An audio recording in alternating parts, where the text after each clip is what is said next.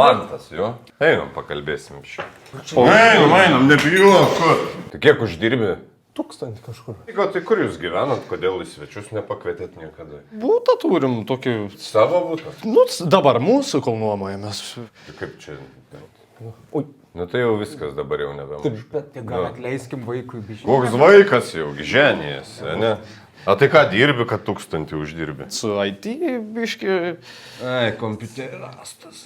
Klausyk tu man, jeigu dukrytė nuskriausi man. Ne, jūs negalvokit, Daug.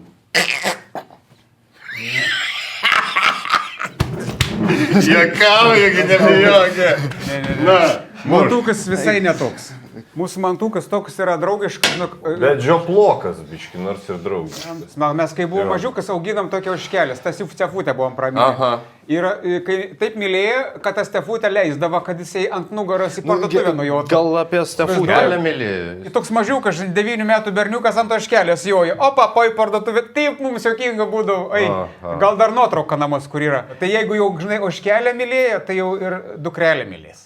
Nu tai, kad ta mano dukrelė kaip oškelis. Jokinga tau. Ne, čia tėtis prasim.